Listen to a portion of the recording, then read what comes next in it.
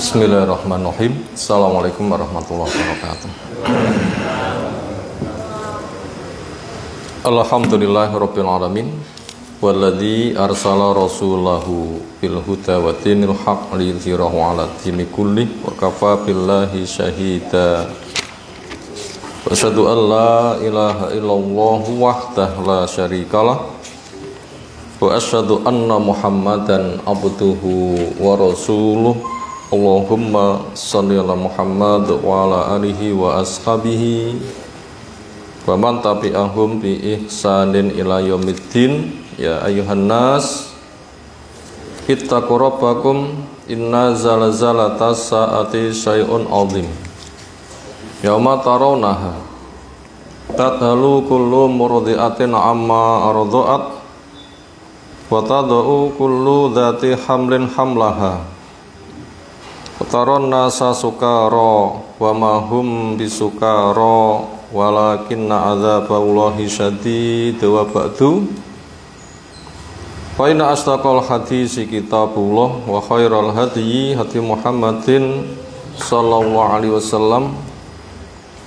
Syarrul umuri muhtasatuha fa inna kulla muhtasatin bid'ah wa kulla bid'atin dhalalah wa kulla dhalalatin finnar.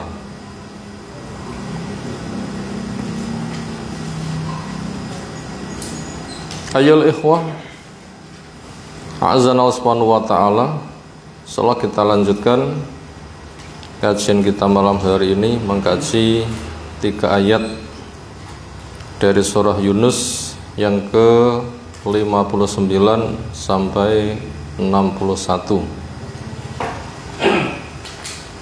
Tafsir yang kita baca diambil dari tafsir Jalalain. Materi bacaan untuk menjelaskan banyak tafsir yang saling menjelaskan satu dengan yang lain. Di tafsir Jalalain halaman yang ke 176 bagian depan, baris separuh ke bawah sedikit. A'udzu billahi minasy syaithanir rajim.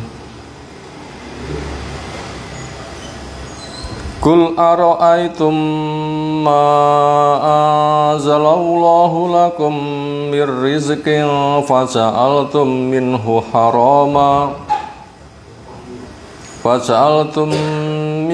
haraman wa halalan.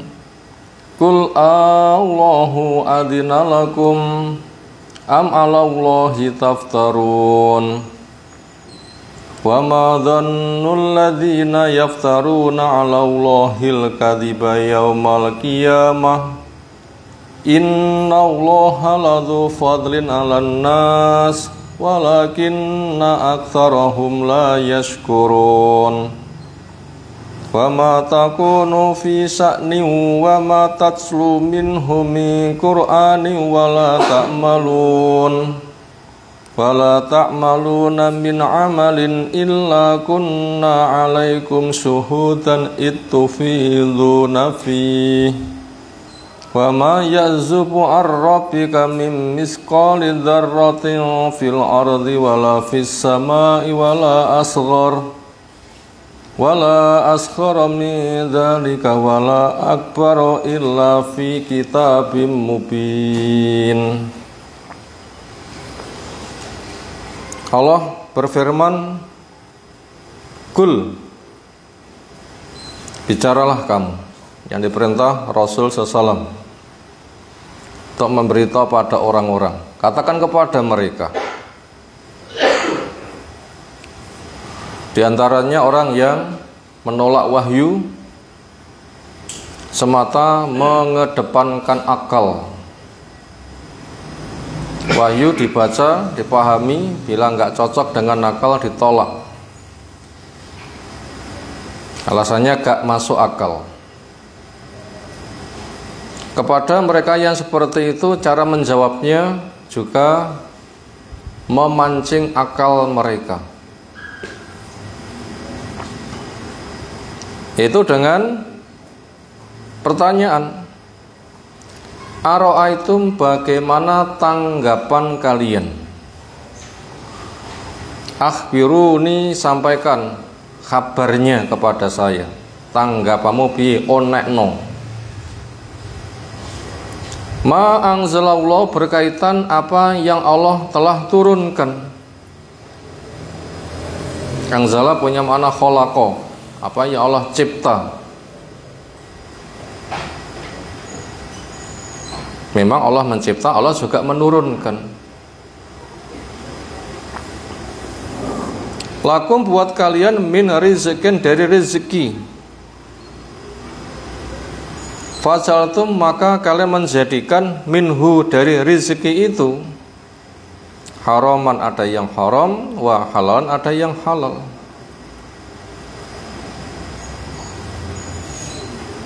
Kal buhairah wasaibah wal maitah, di antara mereka bikin acara halal haram, ada kegiatan mereka bikin acara namanya bahirah, ada saibah, ada wasilah, ada ham. Sebagaimana Allah jelaskan di dalam surah Al-Maidah yang ke-103, yaitu ma ja'alallahu min bahirati wala saibati wala wasilati wala hami walakinnal ladzina kafaru yaftaruna 'ala Allahil kadzib wa aktsaruhum la yaqilun. Allah tidak membuat acara yang namanya bahirah. Allah enggak membuat acara namanya saibah. Allah enggak bikin peraturan yang namanya wasilah. Allah juga enggak membuat syariat namanya ham. Akan tapi orang kafir yang menutup diri tidak menerima wahyu, yang mereka ngarang tapi di atas namakan Allah, kebohongan katanya dari Allah. Wa aktsaruhum, dan kebanyakan mereka layak kilun, orang yang tidak berakal, perasaannya orang yang sangat pandai berakal tapi kenyataannya malah tidak berakal. Di situ ada acara karangan yang namanya bahirah, saibah, wasilah, ham. Ini murni produk mereka. Bahirah itu apa? Bahirah itu onta betina yang sudah memperanakkan 5. Lalu yang kelima itu jantan. Unta manak ping 5, sing kelima jantan. Lalu telinganya dilubangi. Setelah itu dibebaskan dari beban. Jaluk ya ora oleh, del ya ora, tunggangi ya ora, dinggurne ngetekur. Katanya itu untuk berhala. Itu hasil karangan mereka murni. Allah gak mau bikin syariat namanya seperti itu. Saibah itu apa? Saibah itu unta betina yang dilepaskan bebas, tidak dibebani blas karena suatu nazar. Lek lungone sukses, untone mau dibebaskan. Ini juga Allah nggak membuat peraturan itu. Wasilah itu apa? Domba betina, anaknya kembar, satu jantan yang satu betina. Yang jantan itu dibebaskan, katanya juga untuk berhala. Ham itu apa? Yaitu onta jantan ketika sukses membuntingi 10 kali. Onta jantan yang telah sukses membuntingi 10 kali. Itu bisa dibuka di Al-Quran, terjemah catatan kakinya, itu silahkan. Di surah Al-Maidah ayat berapa tadi? 103. 103. Itu asli produk akal-akalan. Jere itu masuk akal, justru itu malah tidak masuk akal. Kenapa nggak masuk akal? Nggak masuk akal itu permasalahannya lek ngatur TE dewi niku masuk akal. Lek ngatur duduk TE masuk akal mboten? Omahku tak atur dewi, pas mboten? Wonten tangga sing mlebu, sing duwe kon ngalih, tanggane malah sing ngatur-ngatur njaluk dinapakne.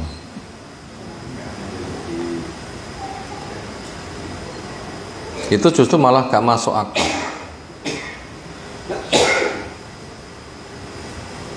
Jadi Allah tidak membuat acara seperti itu.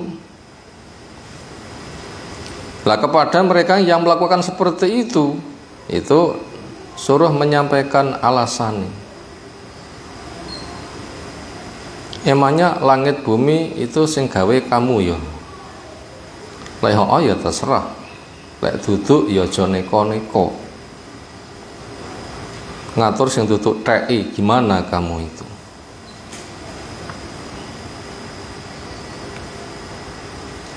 Halal dibikin haram, halal dibikin halal. Yang gaya kayak begitu kalau di kanan kiri kita nopo? Selo diseseli barang Allah rawani duwe gawi. Soro jarene Nyi Roro Kidul mantu, lek nganti mantu jareke nyaingi gak ilok dan sebagainya. Joko loro usaha modale sepeda pancal nganti sugih iso tuku tosa, iso tuku mobil, nganti tuku truk, bahkan anyar.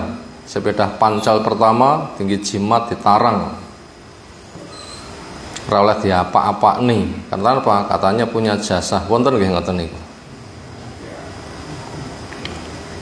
Sinten ingkang maringi contoh kang lintu?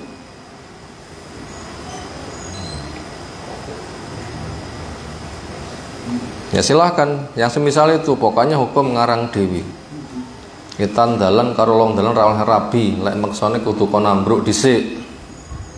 Tunggal wong ya ora oleh. Padha desane wong pira rabine kok hubungan antar besan padha ngono ki ya ora oleh. Wis rena-rena ngoten nggih. Yang kayak begitu banyak. Justru mereka yang gitu tuh tidak berakal. Walaupun tuh katanya cocok dengan hasil akal. Langit bukan milik kamu, bumi bukan milik kamu. Kok kamu ngatur yang bukan wilayahmu itu gimana? Lek pengen ngatur gaya syariat yo gaya langit dewi, gaya bumi dewi. Lek ra iso makhluk itu diatur tunduk sajalah terima wahyu. Itu Allah nggak membuat acara buhairah, saibah, wasilah, ham, demikian juga maitah berkaitan masalah bangkai. Kul katakanlah kepada mereka yang bikin acara seperti itu, Allahu apakah Allah adzina-lakum memang memberi izin kepada kamu?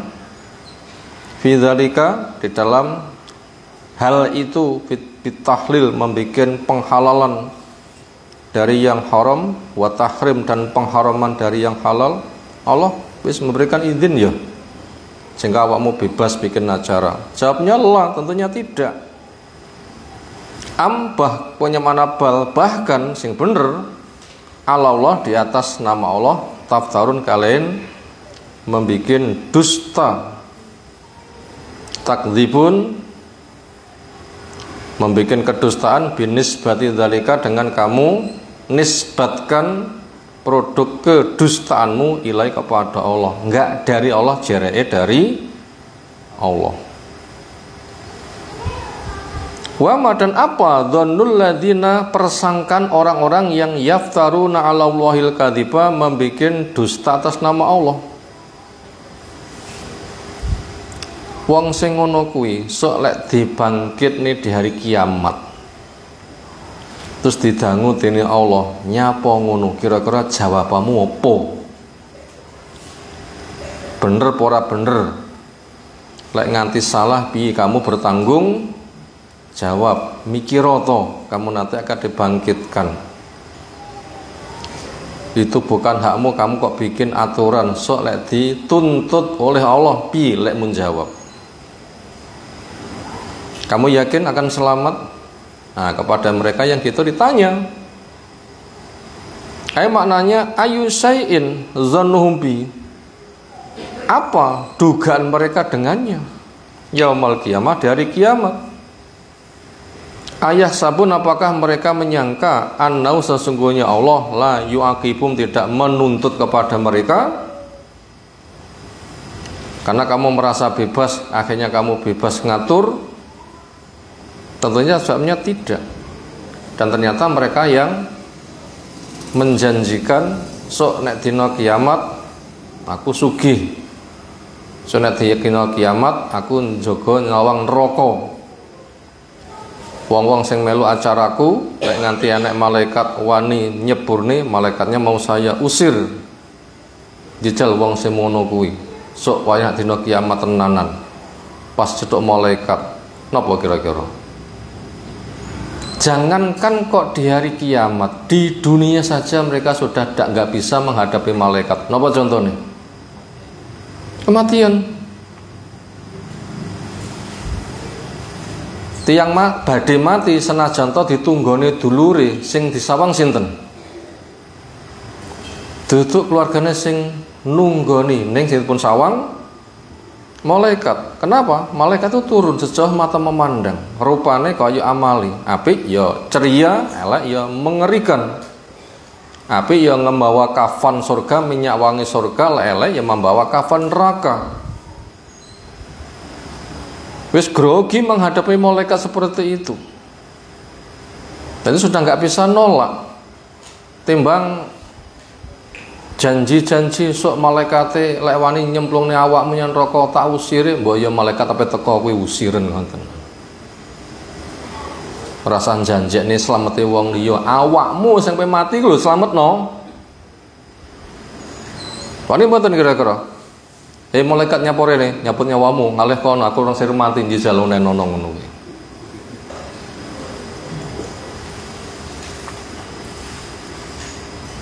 Lah nyelamatkan diri sendiri saja ndak bisa, jangankan di akhirat, di dunia yang masih ringan saja ndak bisa, kok ndadak janji-janji di akhirat. Jadi wong sing membual kayak begitu jumlahnya sak pirang. Lalu apakah mereka yakin itu nggak akan dituntut? Tentunya tidak, pasti akan dituntut. Makanya berhentilah dari yang seperti itu. Innallaha, sesungguhnya Allah ladzu fadlin, sungguh memiliki keutamaan ala nas kepada manusia. Apa itu bentuk keutamaan Allah? Bi'im halihim, dengan mereka ditunda tuntutannya, salah nggak segera dihukum. Wala in amid, dan masih memberikan nikmat alim kepada mereka, yaitu diberi kesempatan untuk tobat.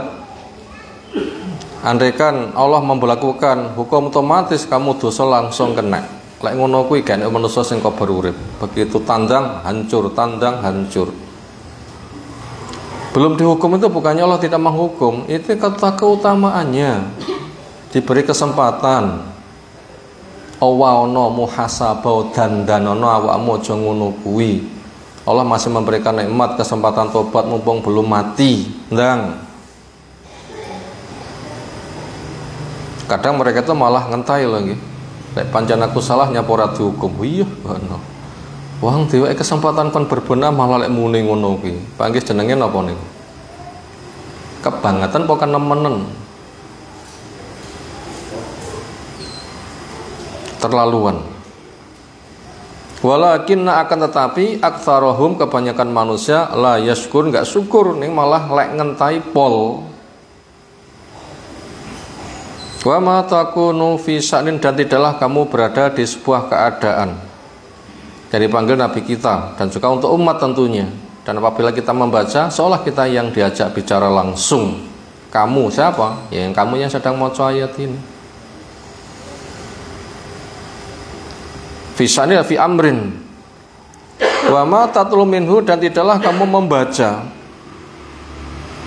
dari minasya'an, dari keadaannya Allah, atau membaca dari Allah min Quran, dari Quran, anzalallahu alaik, yang Allah turunkan kepada kamu. Wala ta'maluna min amalin, dan tidaklah kamu mengamalkan suatu amal. Khotobahu wa ummatahu, Allah mengajak bicara dengan Nabi dan juga kepada umatnya. Masing-masing kita rumangsa terpanggil. Illa, kecuali kunna, ada kami alaikum atas kalian syuhudan, menjadi saksi. Bisa orang lepas dari Allah?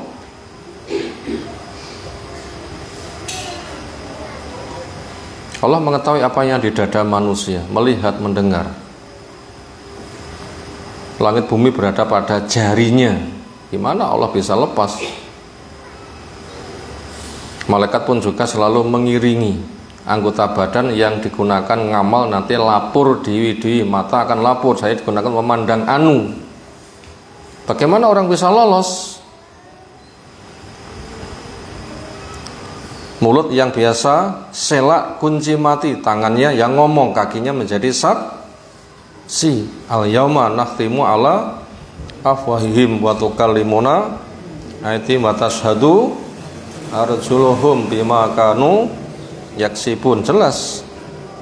Raqaba, Allah menjadi pengawas. Id, di mana tufiduna fih, ta'khuduna fih, kamu tandang padanya. Al-amal, pada amal itu. Wa ma yazubu, munyamana yagibu, enggak ada yang gaib, yang raib, yang hilang. An rabbika, dari pengawasan Allah Rabbmu. Mim misqali dzarratin, walaupun itu sewazni sebobot dzarrah. Jangankan sing gede kecekel, sing cilik wae kecekel, raketan gedene sak dzarrah. Napa dzarrah niku? Versi tafsiran di sini dzarrah itu adalah asghari namlatin, semut sing paling cilik. Semut napa? Ada yang mengatakan sawi, biji sawi. Enek sing ngomong atom, enek sing ngomong bakteri. Barang sing cilik-cilik, lek gak gawe mikroskop gak ketok, ngoten.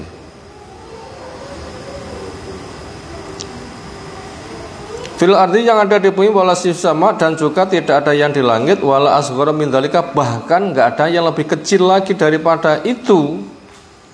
Wala akbar, tidak juga yang lebih gede, illa, kecuali fi kitabim mubin, di dalam kitab yang nyata. Semuanya sudah ada di Lauhul Mahfud, lempengan yang terjaga tempat menulis takdir. Mubin punya mana bayin, bahwa Allahu al-mahfud, lempengan yang terjaga. Makhluk yang pertama kali dipun ciptaan apa? Pen. Napa tugasnya? Nulis takdir. Diangkat, selesai, sudah dibukukan. Sebelum langit dicipta untuk penerapan program tadi, berapa jarak selesai dan proyek dimulai? 50.000 tahun. Kita nggak bisa ngecek, tapi kita diberitahu. Ngecek kok ya umurnya ra cocok nih. Umurnya mek 50, kon ngecek 50.000 tahun piye carane? Ya sudahlah, kita terima saja, itu berita gaib, wahyu itu bener. Kita nggak usah repot-repot mikir piye carane. Dan kita sudah diberi petunjuk yang bersifat instan, tinggal kita mengimani. Kan yang penting kan itu kan. Kita itu dimudahkan, tapi ahli filsafat itu tak stres mikir, penelitian gak gaduk, mengatakan gak enak, ya malah stres. Tapi dengan wahyu instan. Kalau tidak percaya, bikin wahyu yang semisal. Nabimu itu buta huruf, tapi son munek ning ngono kuwi itu bukan karangane. Kamu kan pakar bahasa Arab, jijal gawiyo. Jelas mereka nggak bisa. Dengan wahyu tinggal terima saja. Selesai 3 ayat. Sekarang kita lihat apa terjemah global. Nabi kita diperintahkan untuk bicara kepada orang yang menolak wahyu semata, mengedepankan akal. Di Rasulullah SAW coba katakan kepada mereka sing nggak gelem nampa wahyu semata, mengedepankan akal. Bagaimana tanggapan kalian berkaitan apa yang Allah turunkan dari rezeki? Dengan hujan nanti tumbuh berbagai macam rezeki, nanti muncul dengan sebab hujan yang Allah turunkan. Mestinya Allah yang menurunkan, Allah yang membuat aturan, tapi kok kamu membuat halal dan haram. Emangnya Allah sudah memberikan izin? Atau kamu membuat dusta atas nama Allah? Bila izin belum ada, kamu bikin dusta, kamu nanti kembali kepada Allah. Ada awal, ada akhir, ada dunia, ada akhirat, ada amal, ada balasan. Sok lewayah teko ndoto intok piwales. Yang kamu punya kiprah kayak begitu, kira-kira nasib musuk nek kono piye? Bejo porat bejo. Maka sebelum semuanya terjadi, sekarang berbenahlah. Kenapa? Allah punya keutamaan yang besar. Kamu salah nggak segera dihukum. Gunakan waktu yang ada berbenah. Wis to tobato. Kau dia kaya ngopo dosamu lek gelem tobat panggah di tompo. Tapi sayangnya banyak manusia yang tidak mensyukuri. Ning malah lek ngengkel ditambah tambahi. Nauzubillah min dzalik. Tidaklah kamu berada di sebuah keadaan, tidaklah kamu membaca suatu ayat dari Al-Quran, tidaklah kamu mengamalkan suatu amalan, kecuali Allah akan menjadi saksi ketika kamu melakukannya. Nggak ada yang luput dari pengawasan Allah, walaupun barang cilik, sak gede semut cilik, tidak di bumi, tidak di langit, bahkan ada yang lebih kecil lagi atau lebih besar, semuanya berada pada catatan yang semuanya tidak pernah bisa lolos dari pengawasan Allah yang nanti akan ada balasannya. Selesai 3 ayat bersama terjemah globalnya. Setelah terbaca beberapa tafsir, tersimpul beberapa pelajaran berikut, mau dicatat silahkan. 1. Cara mengokohkan adanya wahyu. Cara mengokohkan adanya wahyu bagi pengingkar. Cara mengokohkan adanya wahyu bagi pengingkar, karena semata bertumpu pada akal. Karena semata bertumpu pada akal dengan memberlakukan hukum akal. Dengan memberlakukan hukum akal. Jadi wong sing akal-akalan cara menghadapi juga menggunakan alam akal. Nah begitu. Titik 21. Ada itu diadakan. Apa kamu yang mengadakan? Ini cara mengokohkan wahyu yang pertama kepada orang yang mengingkari karena bertumpu kepada akal. Caranya memberlakukan alam akal. Titik 21. Ada itu diadakan. Apa kamu yang mengadakan? Niki hukum akal senes niki. Ada itu diadakan. Hukum akal senes. Enek srintile tapi gak enek wedhuse. Masuk akal mboten? Sing masuk akal enek srintile ya enek wedhuse. Ini Allah menggunakan bahasa akal. Baca saja di sebuah ayat, am khuliqu min ghairi syai'in am khalaqu anfusahum am khalaqus samawati wal arda la yuqinun. Apakah mereka itu dicipta tanpa bahan? Terus pun jawabannya akal. Enek serindel tapi enek wedhuse. Terus pundi akal menjawab. Mungkinkah enek serindel tapi gak enek wedhuse? Jawaban akal, gak mungkin. Itu namanya ada itu diadakan. Kalau ada itu diadakan, kamu ya yang mengadakan. Langit itu ada diadakan, bumi itu ada diadakan, hujan itu ada diadakan, air itu ada diadakan, kamu itu ada diadakan. Kamu ya sing gawe. Jawabnya gak mungkin. Sapa tahu gawe langit, tahu gawe bumi, tahu gawe awak dhewe? Wonten? Gawe banyu wonten? Paling lek wayah sare rotok pilek, mulut terbuka, tes jare gawe banyu ngoten iki. Mboten gawe banyu ning jenenge Ngiler, mosok ngiler gawe banyu. Itu kan hukum akal. Ada itu diadakan. Kamukah yang mengadakan? Bukan. Kamu yang gawe langit bumi? Bukan. Berarti kalau gitu siapa saya mengadakan? Fitrah akan menjawab Allah. Itu akal sudah nggak gaduh lek ngono kuwi. Fitrah akan menjawab Allah. Kenapa? Sudah dibawakan fitrah itu. Siapapun punya fitrah itu. Iblis punya fitrah enggak? Iblis merasa Allah yang mencipta, itu fitrahnya. Siapapun makhluk itu Allah sebagai kholiknya. Sudah. Itu tidak bisa diingkari. Piye-piye sing jenenge gula niku legi niku fitrah.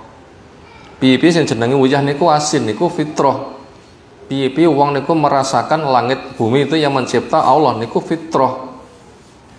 Makanya orang yang ngaku berakal tapi mengingkari fitrahnya, justru dia yang tidak berakal. Gula kuwi pahit, oh ya aneh.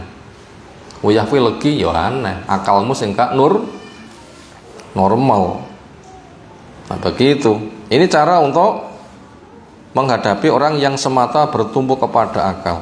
Itu cara pertama. Nomor 2,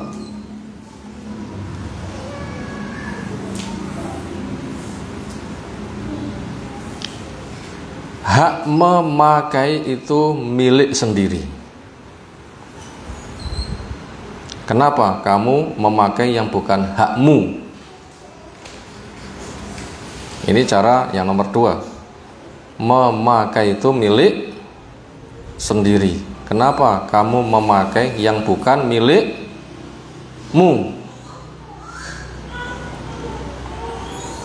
Silahkan kamu jawab. Ini juga hukum akal ini. Lek pengen duwe anak ya karo bojomu dhewe. Nyapa duwe anak duduk karo bojomu. Menohok mboten? Pol. Lah langit bumi itu kan milik Allah, yang punya hak mengatur itu Allah. Kok kamu sing ngatur bikin halal haram? Wis entuk izin ya? Atau kamu bikin dusta? Nah, begitu. Ini cara kedua. Memakai itu milik sendiri, tapi kenapa kamu memakai yang bukan milik kamu? Langit bumi milik Allah, Allah yang ngatur. Kok kamu bikin halal haram? Ini cara untuk menggelitik akal mereka. Ternyata mereka yang akal-akal itu termasuk orang yang lancang. Kalau mau jujur, mereka termasuk orang yang harus mengakui mestinya. Yang ketiga, cara mengokohkan wahyu kepada orang yang mengingkari karena semata bertumbuh kepada akal. Tadi sudah 1, 2 atau A, B, sekarang yang C, yang ketiga. Ada awal, ada akhir. Ada amalan, ada balasan. Ada awal, ada akhir. Ada amalan, ada kerja, ada balasan. Niki hukum akal senes. Jelas ini hukum akal. Ada awal, ada akhir. Ada kerja, ada balasan. Ada dunia, ada akhirat. Sudah, itu hukum akal itu. Kenapa kamu tidak menyiapkan amal baik agar dibalas kebaikan di akhirat? Saya ulang, ada awal, ada akhir. Ada kerja, ada balasan. Ada dunia, ada akhirat. Oh, apa? Nah begitu. Ini untuk menggelitik akal juga. Ayo jawaban. Oh, apa? Kalau kamu sudah menjawab iya, kenapa kamu tidak menyiapkan amal baik agar dibalas di akhirat dengan kebaikan?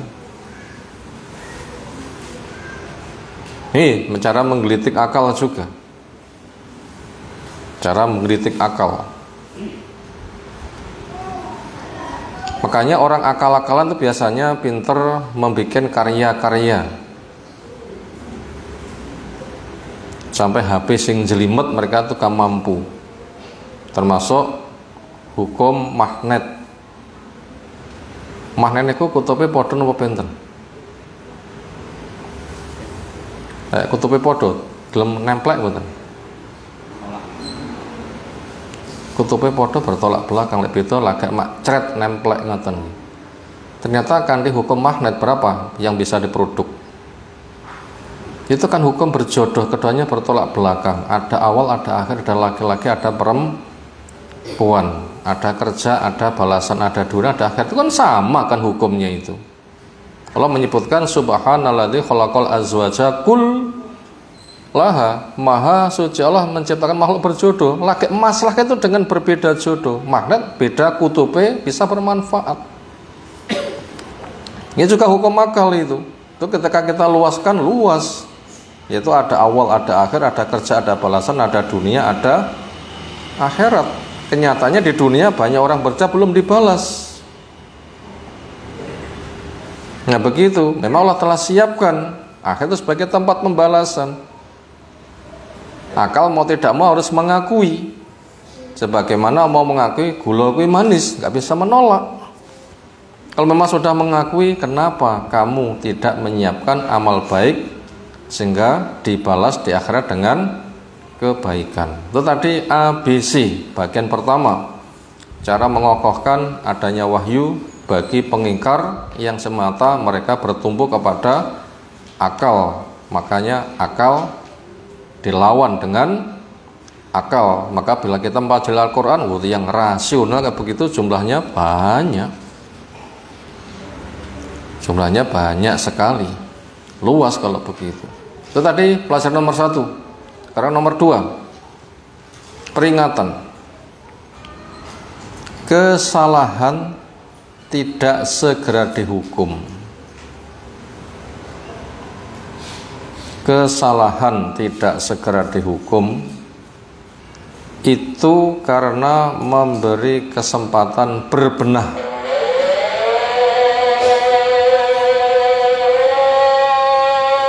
Kesalahan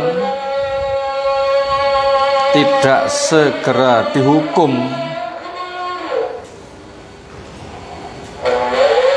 itu karena memberi kesempatan berbenah, bukan karena Allah itu bohong.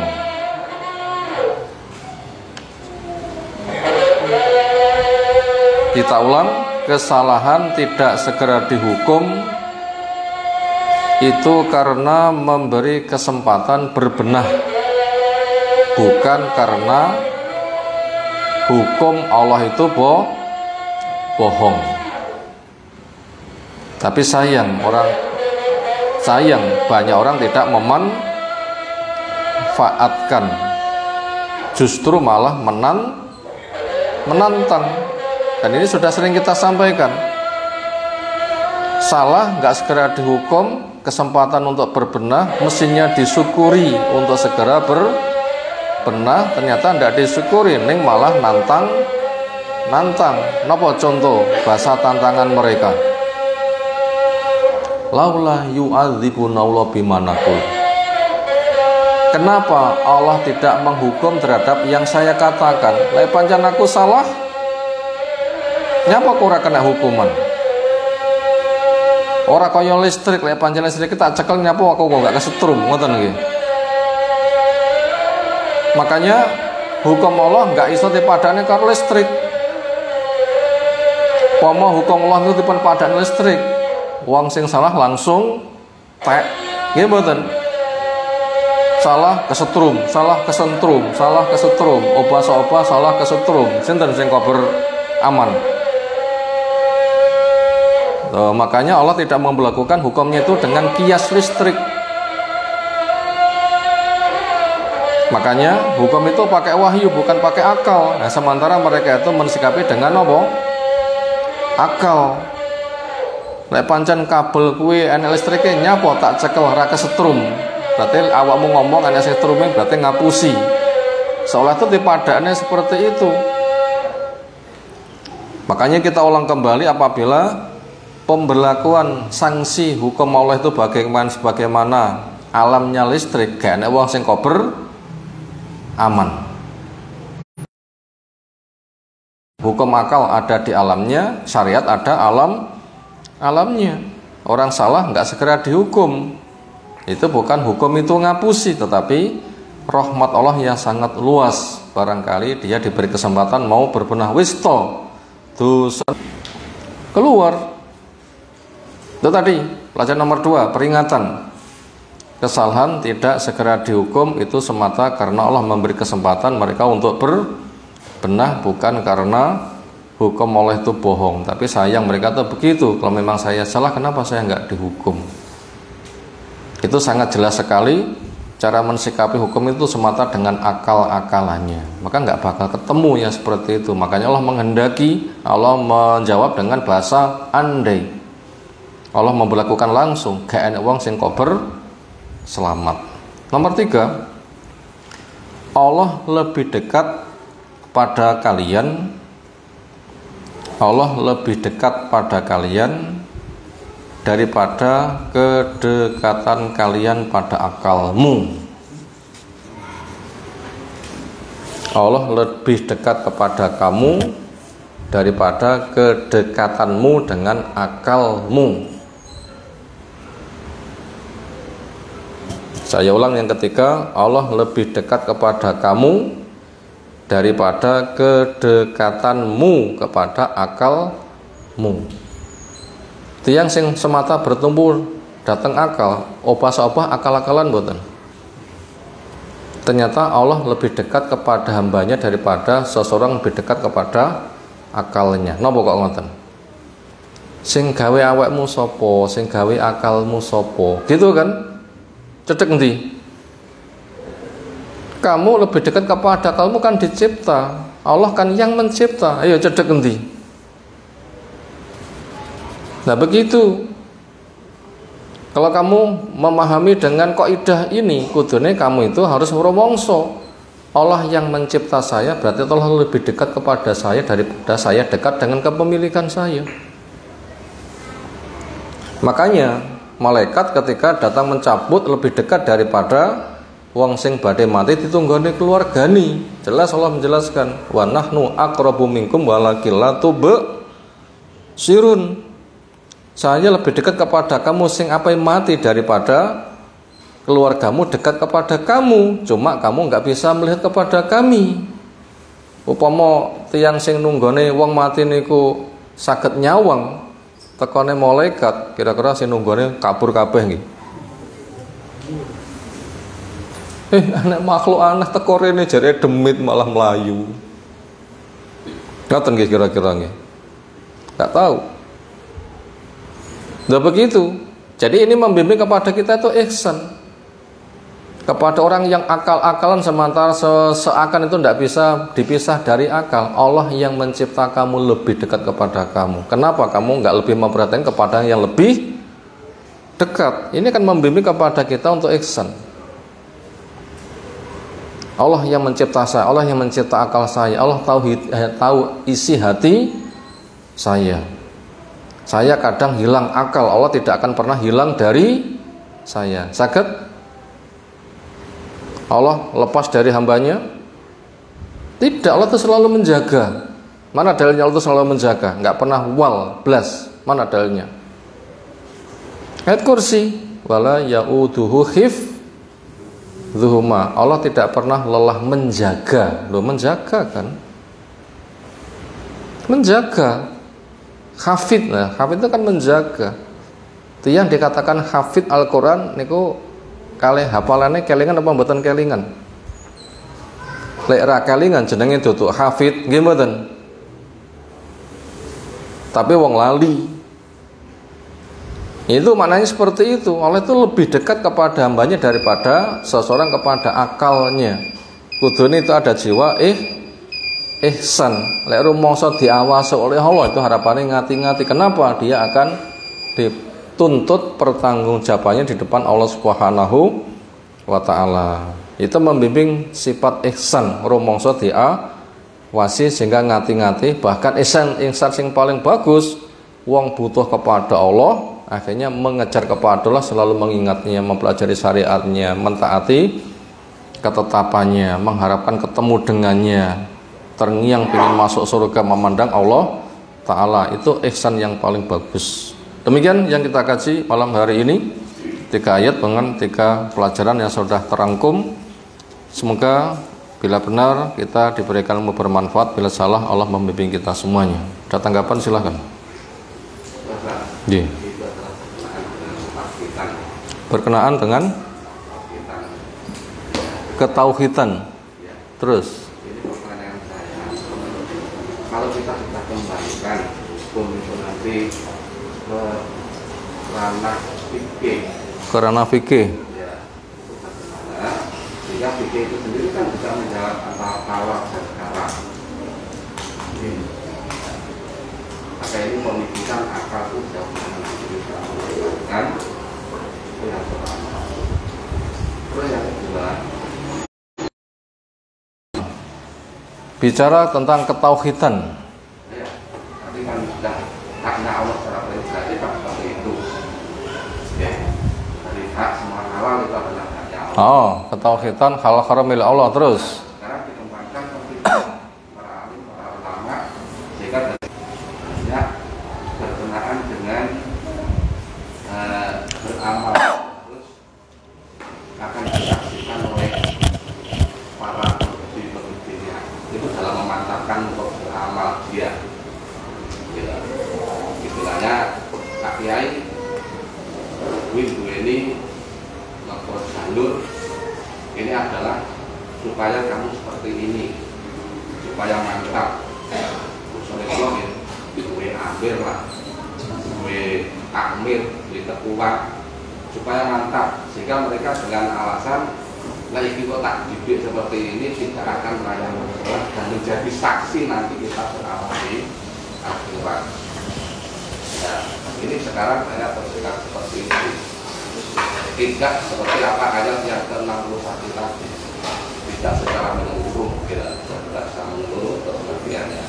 Sehingga mereka-mereka yang menerima dari para amil, para ketua-ketua itu ya, menjadi mantap.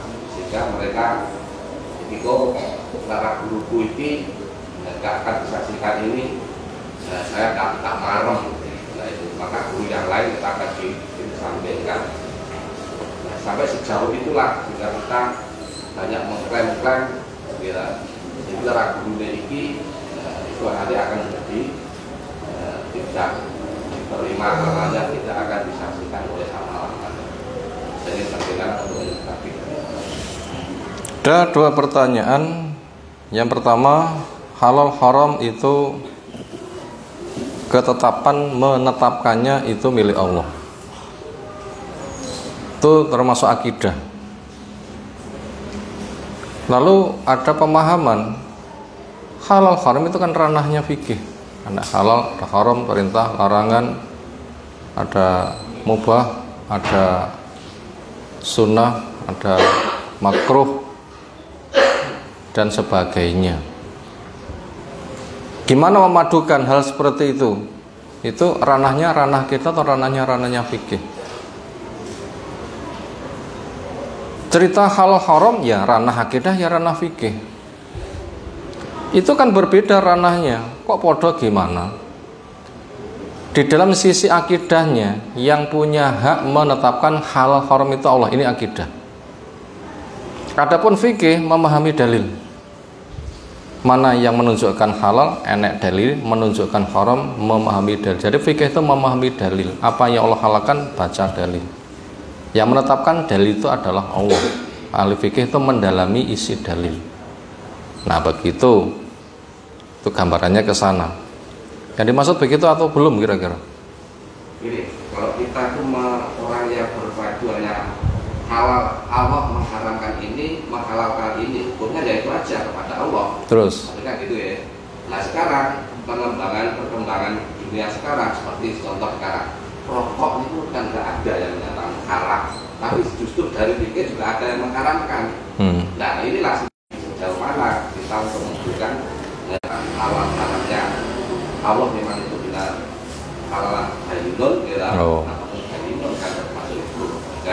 Sampai sekarang muni itu bisa kalau anak rokok itu mengharam kan seperti ini, maka kasar karena kita bisa untuk nanti bisa. Halal haram Allah yang menetapkan. Mungkin ada yang punya kemauan boyo disebut siji-siji iki haram dalile iki haram dalile iki. Lek ngono ku sak miliar pira dalile pira engko. Qur'ane sak pira gedene. Nah, untuk mensikapi ini termasuk mukjizat yang bisa mengalahkan kemauan manusia. Apa? Utitu bi jawami'il kalim. Saya diberi kalimat yang ringkes. Kaidah. Sehingga nanti akan berlaku hukum qiyas. Makanya kalau kita mengkaji tafsir, enggak semua ayat itu ada asbabun nuzulnya. Andaikan toh ada asbabun nuzulnya, itu kaidah berlaku al ibratu bi umumi lafdhihi la bi khususi sababih. Pelajaran yang diambil itu keumuman dalil, bukan kekhususan sebab. Kalau begitu, adanya asbabun nuzul untuk apa? Memahami seluk-beluk. Bila nanti sudah jelas paham, berlaku hukum qiyas menghadapi perkembangan kondisi. Kelompok klasifikasi. Haram definisinya ini, mabuk definisinya ini. Misalnya merusak saraf, kepala pusing, wetenge mules, malih masur, namanya mabuk dan sebagainya. Diharamkan khamr jenenge kiki, itu hanya sampel saja. Semua ketika dampaknya sama diklasifikasikan. Makanya qiyas ialah ada perkara baru, manusia menemukan di luar masa turunnya wahyu. Hukumnya apa? Kembali kepada peristiwa ketika turun wahyu. Benda ini punya kesamaan apa? Ketika punya kesamaan memabukkan, itu digrupkan khamr. Itu maknanya saya diberi dengan himpunan kalimat. Itu hukum fikih qiyas itu. Makanya simple. Yang lain, sapa sing ngingu jaran, niate persiapan fisabilillah, niate wis pahala, budal manjing pahala, nglumpone dhuwit pahala, colong maling berpahala, gak dicolong duite nglumpuk budal nyang pasar pahala, mlakune budal pahala, muli tukune pitunge pahala, jarane mlaku-mlaku pahala, jarane turu pahala, jarane ngombe dhewe pahala, serba berpahala. Akhirnya ada yang tanya, semisal sakniki mboten berkembang sing jenenge jaran pomo pedah terus pundi, tapi niate padha. Senada ini Nabi pernah ditanya, apa jawabnya? Saya tidak dituruni sebuah ayat kecuali yang bersifat fadhah menyeluruh. Yang disampaikan contoh berikutnya, mana yang punya kesamaan kriteria hukumnya sama. Wa may ya'mal misqala dzarratin khairan yarah, wa may ya'mal misqala dzarratin syarran yarah. Nah, itu antara Allah yang memiliki hak menetapkan hukum halal haram dengan alam fikih gimana? Oh, itu berlaku hukum qiyas itu di dalam alamnya fikih. Lek karepe arrok qau haramun ya golek dalil ngono ya kesel ya enggak bakal ketemu. Karena itu kan minim kan maksudnya. Nah, itu cara menyimpulkan ke sana. Yang pertama, selesai ya. Yang kedua, wong ini tokoh. Anak buah kok gek-gek amale salah. Butuh enek persaksian sangka tokoe engko ben mantep amale bener, yang kadang golek ijazah. Itu yang dimaksud kira-kira. Akhirnya Kiai A ngijazahi Kiai B ngijazahi. Wah, aku ki bener nyapa wis dijazahi Kiai A, Kiai B. Jawabnya, mungkin bahasa lain, bahasa di ijazah itu mendapatkan rekomendasi pernyataan kebenaran. Maka yang diberikan ketetapan itu adalah rujukan, bukan person. Makanya kaidah menyebutkan ta'aruf al-haqqo ta'rif ahlahu. Kenalilah kebenaran, kamu akan kenal siapa pembela kebenaran. Makanya di sana ada manhaj. Dan ini sudah ditetapkan oleh Nabi SAW. Sehingga nanti siapa yang mungkin akan dimintai fatwa, itu sudah ditetapkan kriterianya. Tak ijazahnya nggone A dan B. Itu A dan B itu kudu duwe sifat piye dhisik. Apa itu pesan Nabi SAW? Man ya'is minkum ba'di fasayarah tilafan katsira. Siapa di antara kamu punya umur panjang, saya mati, kamu masih hidup, nanti akan melihat perselisihan banyak sekali. Mengatasnamakan seolah ulama, pembesar, pemberi ijazah. Dan ini yang diwaspadakan Nabi SAW, karena nanti ada namanya ulama mudillin, tu'atun ila abwabi jahannam. Ulama penyesat, para dai mengajak ke pintu jahanam, mengatasnamakan ngijazai, tetapi sebenarnya itu enggak ngijazai. Makanya untuk mendapatkan syahadah persaksian itu ada kriteria yang dengan standar kriteria itu nanti akan dijadikan saksi. Enggak sembarangan bisa dijadikan saksi untuk diminta ijazahnya. Apa itu pesan Nabi? Alaikum bisunnati wa sunnatil khulafa ar-rasyidin al-mahdi min ba'di. Wajib kepada kaum mengikuti perilakuku dan perilaku khulafa ar-rasyidin, orang yang selepas Nabi yang menjejaki jejak Nabi, Abu Bakar, Umar, Utsman, Ali. Itu yang menjadi standar nilai. Siapapun nanti kan menjadi saksi diminta ijazah, bener ora?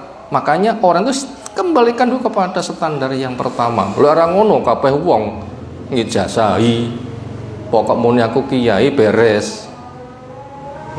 Ke sana ada kriterianya. Dan itu banyak. Makanya supaya masyarakat mau, itu sistem yang mereka pakai itu adalah mengadakan pendangkalan kepada masyarakat. Bila sudah dangkal, bisa mereka nanti akan main. Sekarang kita bisa lihat pendangkalan di masyarakat pol. Quran yang ditonjolkan api-apian bacaan, banyak dibaca ketika Ramadan.